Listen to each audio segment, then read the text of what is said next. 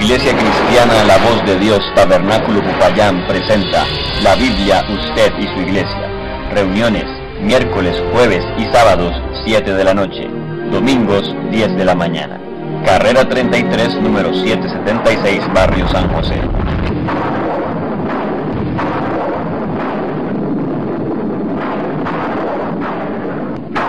Sintonice nuestro programa radial los sábados a las 12:40 de la tarde por la emisora 1040. Visite nuestra página web www.tabernaculopopayán.org.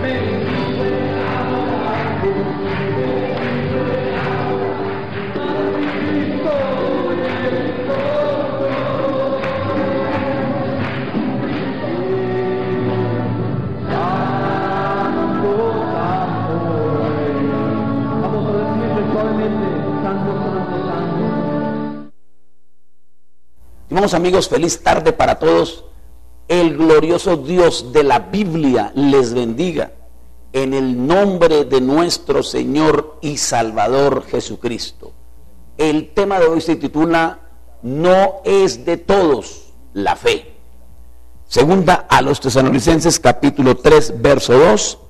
Leemos la segunda parte del versículo 2 del capítulo 3 de segunda a los Tesalonicenses. Dice: porque no es de todos la fe. Repetimos, porque no es de todos la fe. Bueno, uno pensará que de todos es la salvación, de todos es la fe, de todos es el cielo, de todos es la vida eterna. Pero la verdad es otra. Sí es verdad que Cristo murió por todos. Por todo ser humano que haya nacido en esta tierra, Jesucristo fue el sacrificio perfecto, la expiación, ¿verdad?, que llenó todos los requisitos que exige la justicia divina. Es verdad, Él murió por todos, por los que le rechazan, por los que le blasfeman, por los que rechazan su misericordia y los que desprecian el agua de la vida eterna. Sin embargo, entonces la culpa no es, ¿verdad?, de Dios, sino de la persona que rechaza la misericordia. Es como si estuviera brillando el sol con fuerza y uno huyera a esconderse a un sótano y dijera: no hay sol, no hay sol, no hay sol, y cierra las cortinas y cierra las persianas y cierra las puertas y se rehúsa a aceptar que el sol está brillando. Entonces, ¿verdad?, la salvación, ¿verdad?, Cristo murió para que todo ser humano sea salvo, para que todo ser humano sea sanado. O sea que realmente ya estamos todos salvados y todos ya estamos sanados. Ahora que la parte nuestra es aceptar esa salvación, aceptar esa sanidad. Él no tiene por qué morir otra vez, ya está pagada la deuda, ya se llenaron los requisitos. Él dijo: todo está consumado. Entonces, ante los ojos de Dios quedó totalmente satisfecha, ¿verdad?, la justicia divina. Todos los requisitos de justicia fueron, ¿verdad?, llevados a cabo a través de la persona de Jesucristo. No falta nada más, no sobra ni falta. Ahora la parte nuestra: acepto o rechazo, tomo el agua o la tiro, acepto la redención o rechazo la redención. Mire la tremenda responsabilidad que reposa en nuestro libre albedrío. Él, por soberanía y por omnisapiencia, sabe el fin desde el principio y conoce qué decisión va a tomar cada ser humano, pero el libre albedrío nos coloca frente al árbol de la vida o frente al árbol de la ciencia del bien y del mal, como el primer hombre y la primera mujer en el principio. Queda todo en nuestras manos. ¿Qué haremos con Jesús llamado el Cristo? ¿Qué haré con esto? De manera que ningún ser humano puede morir sin haber tenido la oportunidad de haber tenido, quizás no se acuerde, pero tuvo la oportunidad de qué iba a hacer con la palabra, qué decisión iba a tomar frente a la Biblia, qué iba a decir frente a la predicación. De manera que somos responsables ante el tribunal, ante el juicio, ante la presencia del trono de gracia y misericordia. Dice la Biblia: porque no es de todos la fe. Entonces, cuando dice la Biblia no es de todos, es porque no todos van a aceptar.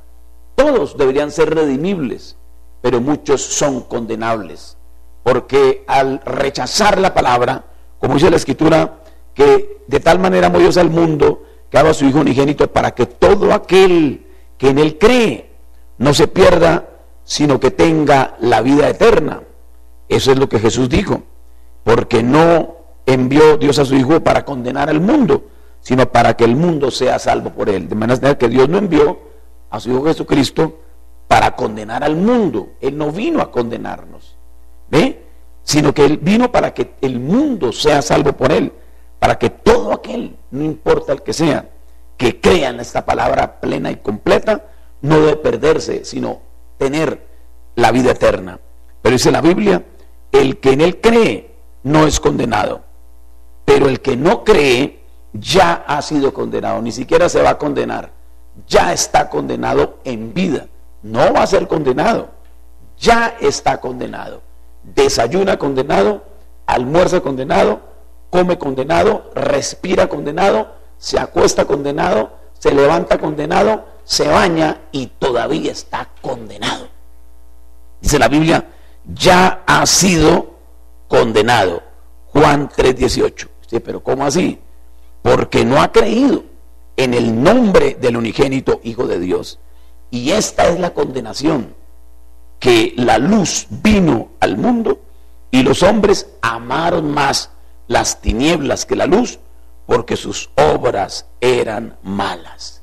Entonces vino la luz, pero la gente prefirió las tinieblas, se le dio la espalda al Calvario y se metió uno como la cucaracha cuando huye de la luz, a esconderse, a rehusar. Entonces por eso es que esto es tan delicado. Es muy importante, dice, porque no es de todos la fe. Dios no nos ha puesto para ira. Primera a los Tesalonicenses capítulo 5, verso 9. Porque no nos ha puesto Dios para la ira, sino para alcanzar salvación por medio de nuestro Señor Jesucristo.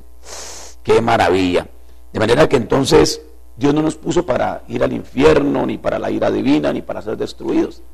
Pero como el ser humano rechaza,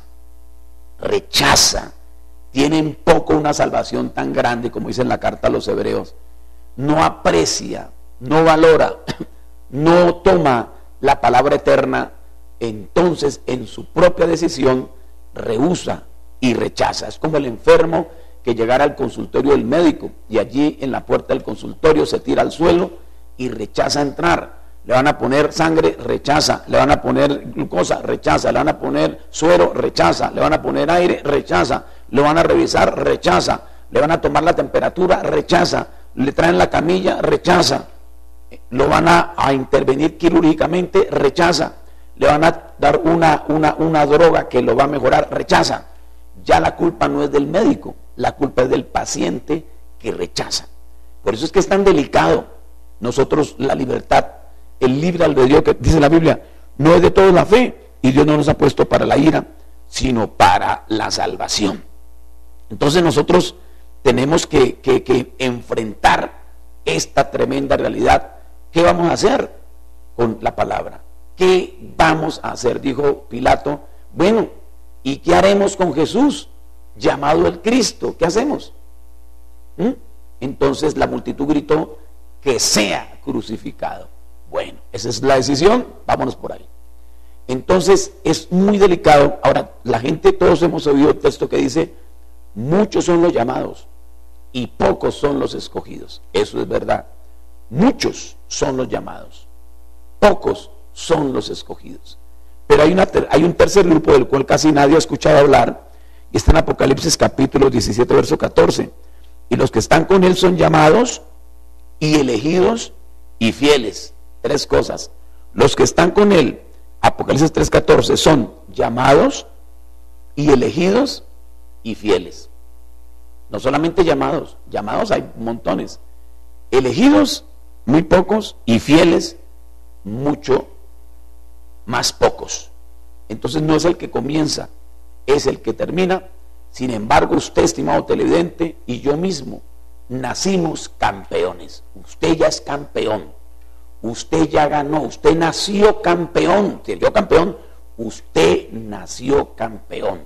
Que usted no lo sepa es otra cosa, pero lo voy a probar, que usted nació campeón. ¿Cuándo? cuando papá colocó el esperma en el terreno fértil de mamá, millones de espermatozoides cayeron allí, cada uno con el código genético, el ADN, el ácido desoxirribonucleico, con todo el genoma, con todo el mapa genético. Allí venía todo para formar un ser humano. Solamente tenía que hacer una carrera que dura varias horas, ¿verdad? Desde la parte vaginal de la mujer, llegar hasta las trompas de Falopio, pasar un poconón de sitios, ¿ve? Un recorrido increíble en el mundo microscópico, y allí de esos millones de espermas, muchos fueron muriendo en el camino, muriendo en el camino, muriendo en el camino, otros se fueron quedando, otros no avanzaron más, otros mueren en diferentes sectores del cuerpo de la mujer, que cuando se ha hecho hoy día el examen genético queda uno aterrado de ese mundo microscópico, de ese gran microcosmos, de lo que se lleva a cabo dentro de ese vientre femenino, digamos así, esa matriz.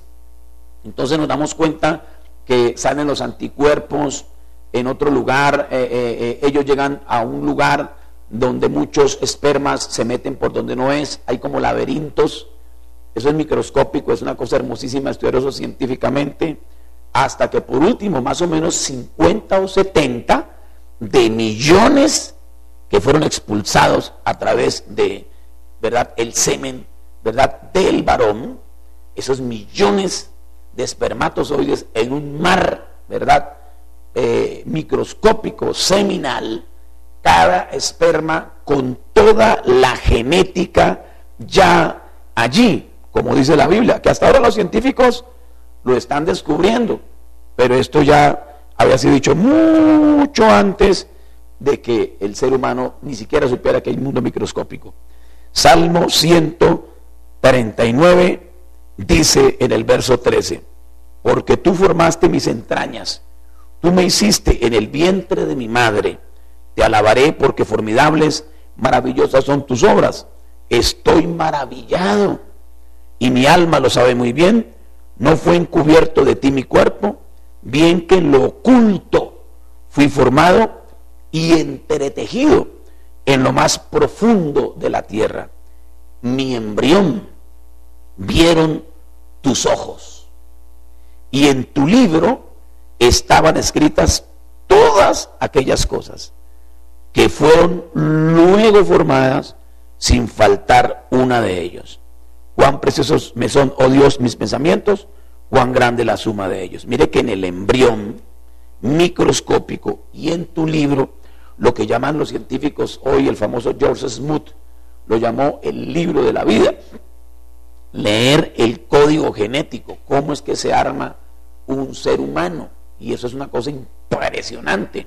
Es tan impresionante que el filósofo Anthony Hall, uno de los más grandes ateos que ha dado la parte filosófica, no tanto científica ni teológica, sino filosófica, Anthony Hall, este hombre famosísimo, pero famoso de verdad en filosofía, experto en hablar y quitarle la fe a cualquiera, poner a patinar a cualquiera, poner a dudar a cualquiera y volver incrédulo a cualquiera. Le pagaban miles de dólares por cada conferencia, y mucha gente, estudiantes de filosofía de grandes universidades del mundo, estaban impresionados y muy admiradores de su gran maestro Anthony Hall por la maravilla de expresión y la inteligencia y las evidencias que él presentaba ante las audiencias de universidades en el mundo entero, de simposios, seminarios, reuniones, de todo, para él hablar un ratico y dejar patinando a todo el mundo. Y él se gozaba mucho de ver cómo podía probar la no existencia de Dios a nivel de la filosofía. Pero en el año 2006, Anthony Hall, de un momento a otro, llamó y dio a conocer a todos sus seguidores que tenía una conferencia impresionante que iba a dar en la ciudad de Nueva York. Mucha gente viajó a la ciudad de Nueva York a escuchar a Anthony Hall. Muchos lo citaban a él como el hombre que podía probar la no existencia de Dios. Muchos tenían todo este gran hombre, que sin lugar a dudas era un gran hombre, o es un gran hombre, porque hasta donde entiendo todavía no ha muerto. Pero Anthony Hall, cuando ya llegó la gente a reunirse, Anthony Hall les dijo a ellos, bueno, los he llamado a ustedes y gracias por venir, etcétera, y todo el mundo ha parado. Cualquier palabra que él diga, aplausos, porque sabían que él era un poco sarcástico y hacía gol muy fácil, y eso enredaba y amarraba la pita, y no, con evidencias tremendas del ateísmo. Ateo. Pero me gusta esa clase de ateo, un ateo convencido, materialista dialéctico, con evidencias, materialista dialéctico, que tiene, pero no un ateo para ir de pacotilla, que Dios no existe. ¿Por qué? ¿Por qué no? No, ese no. Estoy hablando de un ateo, que realmente sea ateo. Entonces, nos damos cuenta que el hombre comenzó su conferencia en el 2006. Tremenda sorpresa. Cuando él empezó a hablar, y entonces todo el mundo empezó a cambiarle los ojos y la mirada. ¿Qué pasó aquí? El hombre dijo, he llegado a la conclusión, después de muchos estudios, de análisis, de incógnitas, de preguntas, del descubrimiento de la lectura del genoma humano, del ácido desoxirribonucleico, del ADN, de todas las maravillas que conforman ese mundo microscópico. ¿Cómo no puede ser casualidad una y otra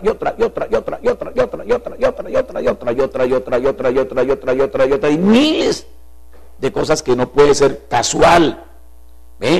Está bien que pueda acontecer a 3 de millones de años, ¿verdad? Un chiripazo, pero una cosa así tan continua como lo es el genoma, dijo, para mí esto es la evidencia de que Dios sí existe. Y todo el mundo empezaron a chiflar, pensaron que el hombre estaba echando un chiste o algo. Y luego me dijo, no, digo en serio, Dios existe. Bueno, yo creo que Anthony Hall no ha leído el texto que estamos leyendo. Mi embrión vieron tus ojos y en tu libro estaban escritas todas aquellas cosas que fueron luego formadas sin faltar uno de ellos. Todo estaba en el genoma. Como en la semilla está todo. Usted coge una semilla de mango, de trigo, de cualquier cosa, y allí potencialmente en esa pepita está la madera, las flores, las hojas, el color, el sabor, la fruta, todo está, esa información está allí en esa semillita diminuta. Una pepita del tamaño como de un arroz que usted y yo comemos todos los días. Bueno, depende, ¿no? Porque hay gente que no come arroz. Del tamaño de una pepita, de una cerilla de fósforo, pues. Una semilla de esas cabe el árbol de la secuoya. Que el árbol de la secuoya, imagínense, una pepita de esas van y lo siembran, sale un árbol de hasta 100 metros de alto. Usted dirá, no lo creo. Bueno, hay que averiguar y verá. De 90 a 100 metros de alto, grandísimo, que toca entre varios hombres cogerse de la mano para darle como un cinturón la vuelta. Árboles que se dan allá en el Canadá y en el norte de los Estados Unidos, por los lados de Alaska. El árbol de la secuoya, todo en una pepita. Entonces, dice la Biblia, mi embrión vieron tus ojos. Dice, es formidable todo esto. Hasta el siglo XXI, la ciencia leyó el mapa genético. Y Anthony Hall, una vez que dijo a su audiencia, creo en Dios, y todo el mundo dijo, ¿pero cómo? Digo, sí, yo creo en Dios, pero usted nos ha dicho que no. Sí, pero usted me ha dicho que no. ¿Y qué pasó? Yo creo en una inteligencia superior. Yo creo en una entidad, en algo, porque para colocar ese orden tan perfecto no puede haber, ¿verdad?, tanto azar y azar y azar y azar y azar y azar. Es como tirar 1000 veces los dados y 1000 veces que caiga el número 12, en un dado el 6 y en otro dado el 6. Y si los tiramos 1.000.000 de veces y siempre da 12, 12, 12, algo tiene que haber allí. Entonces el hombre los dejó a todos.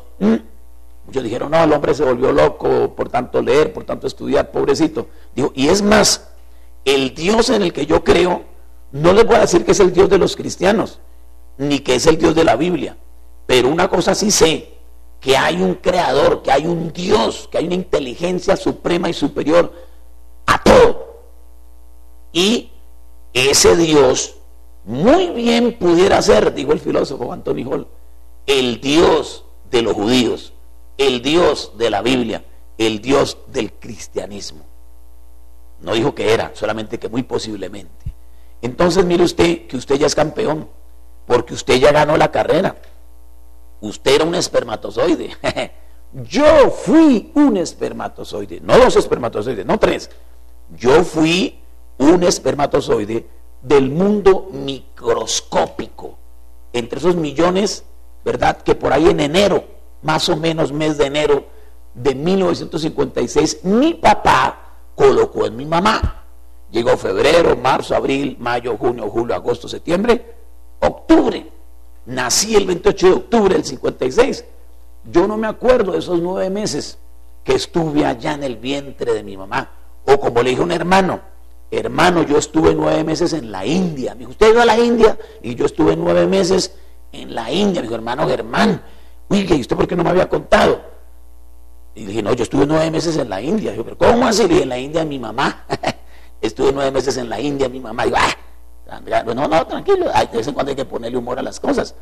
Entonces, estuvimos 9 meses y ya ganamos la primera carrera. Usted nació campeón, no es que usted ganó la carrera, yo gané la carrera. ¿Qué pasó con el tercero? El que quedó de cuarto, el de quinto, murieron. El que quedó de segundo, se murió. Cuando el esperma llega al óvulo, es como un ser humano frente a un edificio de 10 pisos, ¿verdad? El óvulo es como un huevo de 10 pisos de grande al lado de un ser humano. Pare usted frente a un edificio de 10 pisos y da más o menos el paralelismo entre el esperma y el óvulo femenino. Y allí no es que el que llegó primero entra, no. Hay que esperar un tiempo en que se abre una puerta, ¡ping!, y entra el caballero elegido. 70 dan vueltas y vueltas como locos, parecen renacuajitos porque se van a morir. Ellos vienen de una carrera terrible, vienen de cruzar valles, montañas, vienen de viajar dentro de la mujer, ¿verdad? En una carrera terrible donde millones murieron, otros los mataron los anticuerpos, otros se fueron por donde no era, otros se los llevaron corrientes, otros quedaron metidos en laberintos, otros perecieron, pero hubo como 70 que lograron llegar. De esos 70 había uno que era usted, y usted dio vueltas y vueltas al óvulo y de pronto ¡ras!, se abrió la puerta y usted entró. Cuando usted entró, la puerta se cerró y esos 69 o 50 que quedaron afuera no les quedó más sino morir. Allí se fueron volviendo tiesos hasta que ahí quedó. Pero usted, campeón, ganó esa carrera. ¿No se acuerda, no? Yo tampoco me acuerdo. Pero usted nació campeón. Yo nací campeón. Todo ser humano que viene a este mundo logró llegar aquí, ¿verdad? Ahora tenemos el campeonato ya no de la vida terrestre, sino de la vida celeste, del mundo espiritual. ¿Qué haremos? No es de todos la fe, no es de todos la victoria, no es de todos, ¿verdad?, la elección, el cielo, la vida eterna. No, ahora hay otra carrera que la estamos librando en este momento. Muchos arrancan, pocos llegan. Muchos son los llamados, pocos los escogidos y menos los fieles. Ahora, esta carrera que usted ya ganó como campeón y que yo gané como campeón, ¿verdad?, aquí para llegar a este planeta Tierra, ahora nos toca la carrera espiritual. Y esa decisión, ¿verdad?, es un misterio. Yo ahorita no voy a entrar en ese misterio, pero es un misterio preconocido por Dios. ¿Ve? Ya Dios sabe qué va a suceder. Dios no está diciendo, ¿este será que sí? ¿Será que no? ¿Será que sí? ¿Será que no? ¿Quién será? Ay, ¿quién será? No, eso haría que Él fuera finito. Él ya sabe el fin desde el principio y nos colocó todo sobre la bandeja, pero Él ya sabe qué vamos a hacer. Por eso la sangre de Cristo es aplicable, ¿verdad?, a los elegidos. Muchas personas rechazan, pues la Biblia, lo acabamos de leer, no es de todos la fe, y si no es de todos es que no es de todos, y si no es de todos, entonces empezamos a entender el versículo en Mateo 13:11, donde dice, porque a vosotros, dijo Jesús, a vosotros os es dado saber los misterios del reino de los cielos, mas a ellos no les es dado. A unos les es dado, a otros no. Mateo 13:11. A unos les es revelado, a otros no. Como dice en Mateo 11:25, dice, en aquel tiempo Jesús dijo, te alabo, Padre, que escondiste estas cosas de los sabios y de los niños y de los entendidos y las revelaste a los niños. Perdón, las escondiste de los sabios entendidos y las revelaste a los niños, disculpen. Sí, Padre, porque así te agradó. Todas las cosas me fueron entregadas por mi Padre y nadie conoce al Hijo sino el Padre, ni al Padre conoce a alguno sino el Hijo y aquel a quien el Hijo lo quiera revelar. Muchas veces yo conozco a mi Cristo, yo conozco a mi Señor, yo sé en quién he creído, yo conozco. Dice la Biblia, nadie conoce al Hijo sino el Padre. Ni al Padre conoce alguno, sino el Hijo, y aquel a quien el Hijo lo quiera revelar. La revelación es otra cosa muy distinta a la información encefálica de materia gris de cerebro. Eso es otra cosa. Podemos estar llenos de Biblia aquí en la cabeza y sentirnos los bíblicos, y en el corazón no conocer al Dios de la Biblia ni al autor de la Biblia. Podríamos ser teólogos e ir al infierno. Pero los que antes conoció, como dice en Jeremías capítulo 1, Señor sabe el fin desde el principio, y Él sabe qué decisión íbamos a tomar. Él no es que va a decir, bueno, que este quiere hacer, no, Él vio todo, Él abarca el pasado, el presente y el futuro. Jeremías 1:5, antes que te formase en el vientre te conocí, y antes que nacieses te santifiqué, te di por profeta a las naciones. Romanos 8:28, y sabemos que a los que aman a Dios, si usted ama a Dios, todas las cosas le ayudan a bien. Esto es a los que conforme a su propósito, que sea un propósito, son llamados. Ahora no nos quedemos solamente llamados. ¿Ve? Muchos son los llamados, pocos los escogidos, y fieles menos. Apocalipsis 17:14, llamados, escogidos y fieles. Dice la Biblia, porque a los que antes conoció, también los predestinó, para que fuesen hechos conformes a la imagen de su Hijo. Y a los que predestinó, a estos también llamó. Y a los que llamó, a estos también justificó. Y a los que justificó, a estos también glorificó. Fíjese que está hablando en tiempo pasado. No dice glorificará, no dice que ¿verdad? Futuro, glorificará, sino glorificó. O sea que ya en la mente de Dios, Él sabe qué hará usted y qué haré yo. No que Él lo hace, sino que Él ya sabe de antemano. Por eso es que es un misterio tan tremendo. Esto es un peligro, ¿verdad? Tomarlo así a la ligera, con la mente humana, y que no, que mire que es que mi Señor. No. Por eso es que se le coloca la comida en la mesa, y la persona verá si almuerza o no almuerza. Se le coloca el agua allí al sediento, y él verá si toma o no toma. El Señor nos trae la palabra de Dios, y la persona toma su decisión. ¿Qué hará? Cuando rechaza la palabra, menosprecia la palabra, entonces le va pasando los espermas que se van quedando. Unos tan pronto acaban de llegar a la mujer, ya hasta llegaron. Otros a las trompas de falopio, otros caminan un tiempo más, otros se esfuerzan y cruzan esas montañas y valles. Estoy hablando en símbolo microscópico, porque así es en la genética. Usted habla con un experto en el genoma y va a explicar ello, cómo es ese recorrido del esperma, cuántas horas, todo eso, hasta que llega al óvulo. Usted nació campeón, pero ahora mi pregunta es, ¿y qué del campeonato espiritual? ¿Qué haremos? ¿Moriremos en el camino? ¿Pereceremos? ¿Avanzaremos mucho del último con nada? No. Yo le invito a que usted, si usted sea un campeón de la vida eterna, y acepte a Jesucristo como único y suficiente Salvador personal en su corazón, y ojalá que huya de las falsas sensaciones cerebrales religiosas, y encontremos en el corazón la palabra de Dios que se haga carne, y esa semilla salte a la vida eterna y produzca fruto, que dé fruto para eternidad. Buenas tardes, gracias por su atención.